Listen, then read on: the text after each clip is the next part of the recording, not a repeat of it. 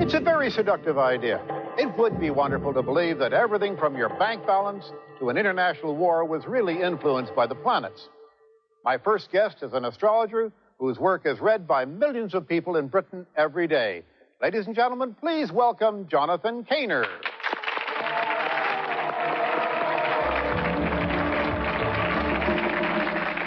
Tell me, Jonathan, who do you write for? I write for Today newspaper in this country, Today newspaper, Woman magazine, Mirabella, and Living.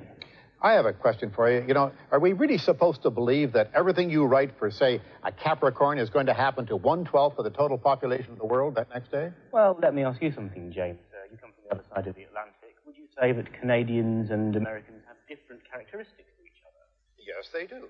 So, up to a point, there are differences between Capricorns and Aquarians, and certain things I can say about them, but I would, as is obvious from what I've just asked you, say that there are also a lot of things you couldn't say just from that kind of information. Well, how would you do a more accurate reading? All right, well, to do that, you're going to need somebody's date of birth, their time of birth, and their place of birth, and then you're going to need to draw up a great big map of the sky, and by analysing where all the different planetary positions are, you can start to say something that makes a lot more personal sense. So you say that a reading of this kind would be accurate and individual enough for the person to recognize themselves? I would hope so. All right. Well, Jonathan has kindly agreed to put his talents to the test this evening. We have taken the birth date information from every person in the audience tonight, and before the show, we gave you the details of one person selected from that audience. So please give us your reading for that person. Okay.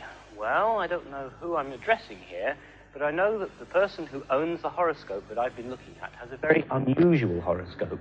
This horoscope is unusual, and it suggests to me that you are a very extrovert person, unusual, larger than life, full of confidence, with a very zany sense of humor, and generally a kind of way of being different, eccentric, controversial. You will kind of enjoy the limelight that comes from when it's revealed that it's you. You won't feel too shy or ashamed of it.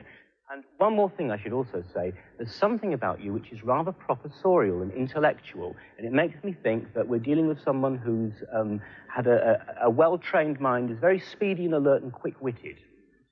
So we're looking for someone who's controversial and professorial. Now, let's see if he or she agrees, but first, let's see by a show of hands in the audience here, how many people in the audience think this reading sounds like theirs? Let's see a show of hands. Well, we've got, what, 4, 5, 6, 7, 8, 9, 10, 12, about 15, maybe a few more. Quite a few, actually. Now, let's meet our real subject of that reading. Please welcome Hugh Laurie.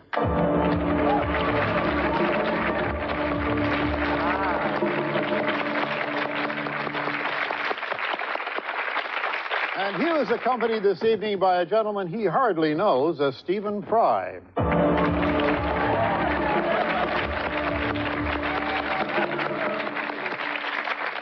So tell us, Hugh, what did you make of that reading? Is it anything like you? I mean, does it apply to you? I wouldn't say very much, no. I'm certainly not enjoying the limelight now. Although you may say, why did I come up? Well, curiosity, you know, but limelight, I wouldn't say, no. Extrovert, I don't think so.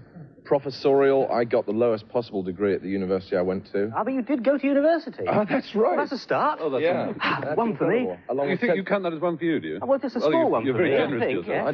I call that a draw, yeah, all right. What else was there? Did I say you had a good sense of humor? I think I did. Hands up in this audience who thinks they have not got a sense of humor. Oh, there you go. Everybody. It's one of the rules of the world that everybody believes themselves to have a great sense of humor. Yes, but I picked it out as being a strong point in the gentleman's horoscope. It would have been a brilliant one of me, incidentally. That's the odd thing. People do regard me as professorial in some way or another. Hugh isn't at all. He's certainly not extrovert. And stupid. Stupid, in fact. I wouldn't get together, but not in the least bit stupid. Very intelligent, but not in a professorial or academic kind of way. And certainly not competent. In fact, I seem to spend a good 90% of my life trying to make you more competent. He gets nervous and he despises it. I think you do your friend a grave injustice. I've looked at his horoscope and I'm sure he's capable of far more than that. Yeah, well, I've looked at him, you see. Well, Jonathan, it doesn't seem that Hugh and Stephen are entirely convinced by your reading. And even more interesting, many people in our audience tonight thought that it could be them as well. What explanation could there be for that, do you think? Oh, a very simple one, that, of course, what we're testing here is my ability to communicate. And, of course, you must understand in the newspapers, I specialize in saying things that do apply to a lot of people at once. Well, from my experience, readings in newspapers are very general, and perhaps that's why in America some of them now carry a health warning, which makes it clear they're for entertainment purposes only. Thank you very much, Jonathan, for taking part. Here's Stephen Tankard.